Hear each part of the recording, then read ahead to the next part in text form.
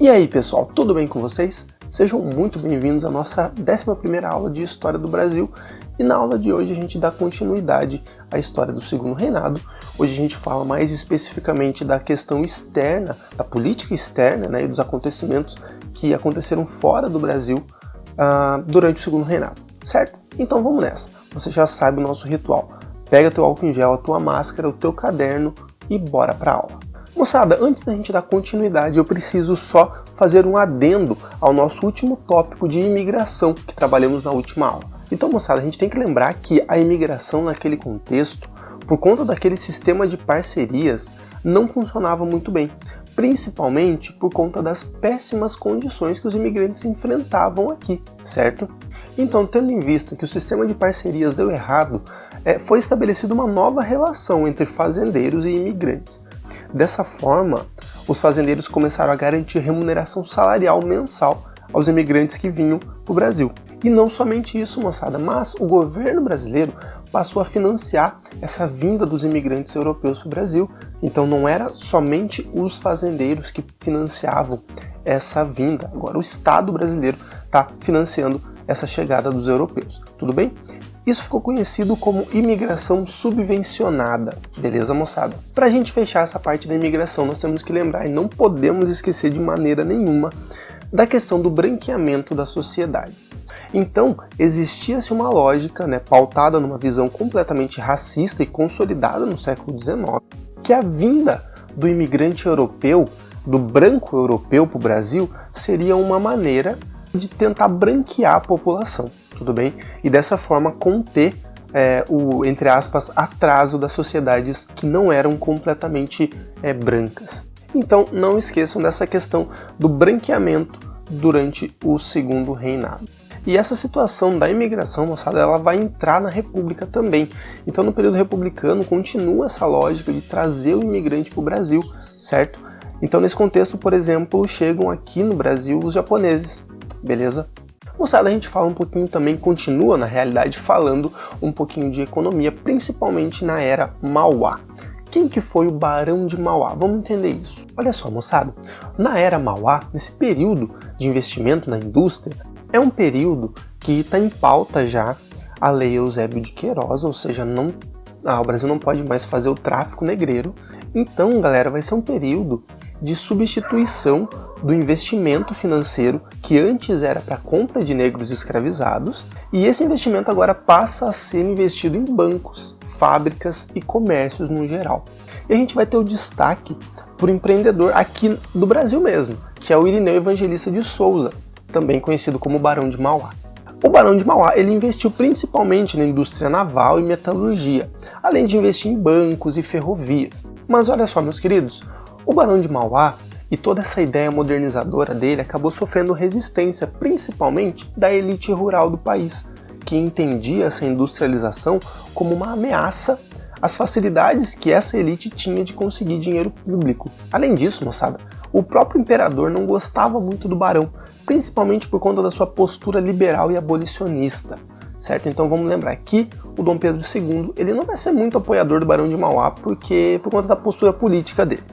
Então, moçada, se o Barão de Mauá não tinha o apoio da elite rural brasileira, que era enorme, e do próprio imperador, é claro que a industrialização no país nesse contexto vai ser apenas um surto rápido, vai ser algo super passageiro, certo? Que não teve alicerce nenhum em um projeto nacional. E é justamente por conta disso que a economia do país continuou voltada para a exportação de produtos primários. Certo, moçada? Então agora a gente adentra ao assunto de fato da situação externa. Então olha só, moçada, a situação externa está diretamente relacionada com a Inglaterra. E é justamente uma relação abalada entre Brasil e Inglaterra que vai gerar todo esse contexto. A Inglaterra vai fazer pressão no Brasil por muito tempo para que o Brasil coloque fim ao regime de escravidão. Então esse é o primeiro ponto que vai desgastar essa relação Brasil e Inglaterra, certo? Uma vez que o Império Brasileiro foi pautado na mão de obra escravizada. Então olha só, além disso, tinha também as elevações das tarifas brasileiras sobre os produtos ingleses, principalmente por conta daquela independência econômica que o Dom Pedro II propôs para o Brasil, que era todo baseado na exportação do café.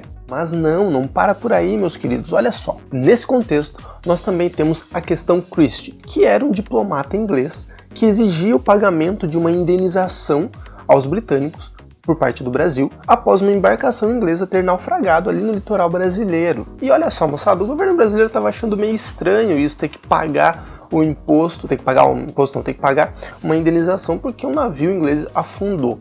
E essa questão ainda era discutida pelo governo quando a polícia brasileira, lá no Rio de Janeiro, prendeu 3 oficiais da Marinha Britânica por desordem pública. Os caras estavam metendo louco publicamente e acabaram sendo presos. E como represália a essa prisão, o Christie, que era esse diplomata, ele confiscou 3 embarcações brasileiras. Olha só, olha essa treta, moçada. Então, em 1863, diante de toda essa treta, essa maluquice, Brasil e Inglaterra romperam aliança, certo? Romperam relações, só que, posteriormente, essa aliança vai ser retomada na Guerra do Paraguai, beleza? Então, o que você tem que lembrar da questão Christie?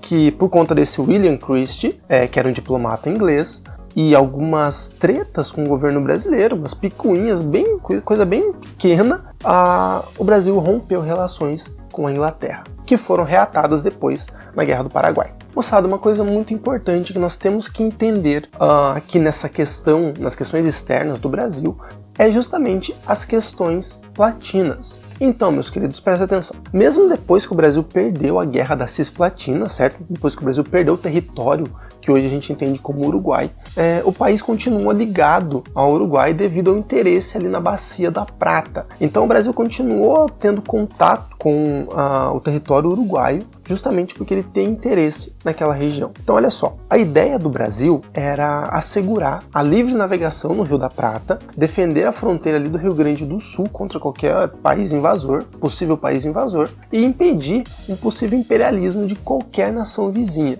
certo? Então o Brasil queria garantir uma certa soberania nacional em todos os lugares ali. E para garantir isso, o Brasil começou a interferir na política interna do Uruguai. Vamos entender como. No Uruguai, nesse contexto, existiam 2 partidos. O Partido Colorado, que era formado pelas camadas urbanas e tinha muita influência dos criadores de gados brasileiros que tinham terras lá no Uruguai. E também temos o Partido Blanco, que era formado pela aristocracia rural, ou seja, por uma elite rural, que tinha muito contato, ou seja, tinha um forte vínculo com a Argentina. E nesse contexto, moçada, o presidente do Uruguai, o Manuel Oribe, vai construir uma aliança com Juan Manuel Rosas, que era o presidente da Argentina, e esses dois vão formar a Confederação das Repúblicas Platinas. Tá, professor, e daí? O que eu quero saber do Uruguai, da Argentina, da Confederação das Platinas? O que isso interessa pra gente? O Manuel Oribe, lá do Uruguai, ele começou a dificultar, por exemplo, a livre navegação ali no Rio da Prata, certo? Isso prejudicou completamente o comércio do Brasil. Então é aqui que o Brasil entra, exatamente. Mas olha só, vamos chamar a atenção aqui para essa figura uruguaia, o Frutuoso Rivera, que era do Partido Colorado, e ele era completamente contrário ao Manuel Oribe, que era o presidente atual do Uruguai, beleza? E aí também surge a figura do General Urquiza, da Argentina. O General Urquiza era completamente contrário às ideias do Juan Manuel, do presidente da Argentina, do atual presidente da Argentina. Então você já está entendendo o que vai acontecer, certo? O Frutuoso, lá do Uruguai, vai pedir ajuda ao General Urquiza para destituir do cargo de presidente do Uruguai o Manuel Oribe. Mas olha só, moçada, presta muita atenção. É nesse momento que o Brasil entra em cena. Dom Pedro II, ele apoiou o Frutuoso Rivera, certo? Que conseguiu, claro, o Frutuoso Rivera conseguiu tomar o poder do Uruguai com ajudas, inclusive, de tropas argentinas e de tropas brasileiras que eram lideradas por Duque de Caxias. Beleza, moçada? Então, além disso, se liga, posteriormente, o Brasil vai se aliar ao General Urquiza para derrubar o presidente da Argentina. Professor, olha, é muita coisa, não entendi nada. Moçada, eu sei que é um processo bem complexo, e a gente, claro, que resumiu aqui, mas o que você tem que lembrar? Que toda essa treta entre Uruguai Argentina e Brasil vai formar lá na Guerra do Paraguai o que a gente vai conhecer como Tríplice Aliança. Na próxima aula a gente vai falar de Guerra do Paraguai especificamente e a gente vai entender a Tríplice Aliança. Mas não confunda a Tríplice Aliança aqui na Guerra do Paraguai com a Tríplice Aliança da Primeira Guerra Mundial, certo? A única semelhança entre elas é que são formadas por 3 países. Mas fiquem tranquilos, meus queridos, porque na próxima aula a gente vai dedicar uma aula inteirinha para falar da treta do Paraguai, da Guerra do Paraguai, certo? Então, meus queridos, agora nós podemos ir para nossa clássica questãozinha do Enem do vestibular, para a gente detonar, beleza? Então vamos lá. Unirio.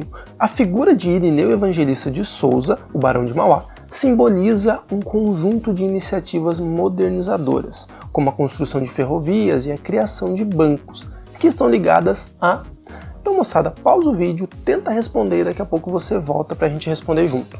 Então vamos lá, meus queridos. Pra gente responder essa questão, você tem que lembrar que a questão tá te pedindo, tá te perguntando o que possibilitou aquele surto modernizador que teve como principal personagem ali o Barão de Mauá, beleza? Então vamos lá. Letra A. A entrada maciça de capitais estrangeiros no país. Letra B. Participação dos grandes cafeicultores em atividades produtivas. Não faz sentido, né? Os cafeicultores eles eram contra as iniciativas modernizadoras do Mauá, né? Mas enfim, vamos lá. Letra C.